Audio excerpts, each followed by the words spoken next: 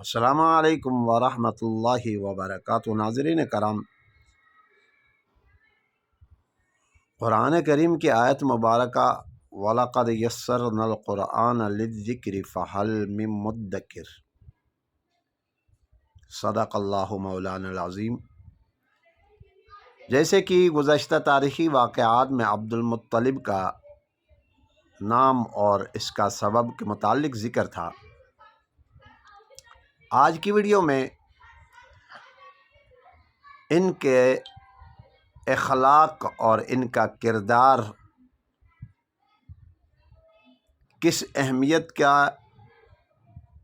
حامل انسان تھے اور اخلاق کتنا ان کا عظیم تھا اور کردار کتنا عظیم تھا، اپنے اولاد کو یہ اچھے کاموں کی ترغیب دیا کرتے تھے، برے کاموں سے اجتناب ہونے کا حکم دیا کرتے تھے۔ وہ فرمایا کرتے تھے کہ سرکشی اور ظلم اور زیادتی کسی سے نہیں کرنا، حتیٰ کہ ظلم اور زیادتی کرنے والا آدمی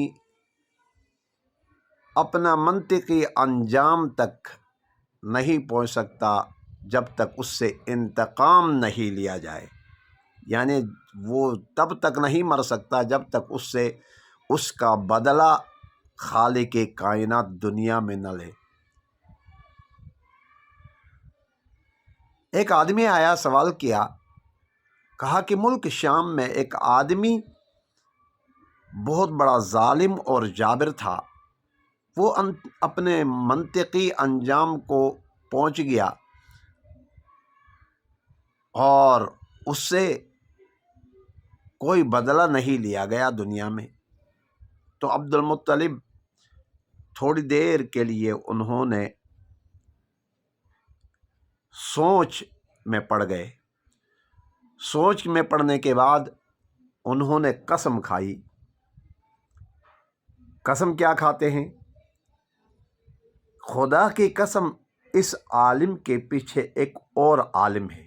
کیا کہتے ہیں؟ خدا کی قسم، اس عالم کے پیچھے ایک اور عالم ہے جس میں احسان اور نیک کام کرنے والے کو اس کے احسان کی جزا دی جاتی ہے اور بدی کرنے والے کو اس کی بدی کی سزا ملتی ہے۔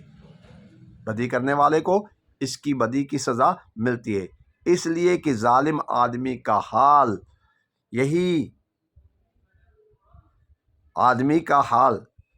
ایک ظالم آدمی کا حال یہ ہے کہ اگر وہ اپنی سزا کو پہنچے بغیر اس دنیا سے مر گیا تو اس کا بدلہ آخرت میں ضرور اس کو ملے گا، اس کا زاد و راہ اس کے لیے تیار کیا جائے گا۔ تو قرآن کریم میں بھی ہے، اقرأ کتابک کفیٰ بنفسک اليوم علیک حسیبا، یہ تمہارے کیا درا ہے، جو کچھ دنیا میں کیا ہے، اگر کسی کے ساتھ ظلم کیا ہے، کسی کے ساتھ زیادتی کی ہے، کسی کے ساتھ اچھائی کی ہے، تو آپ کے ہر چیز وہاں آپ کو مل جائے گی۔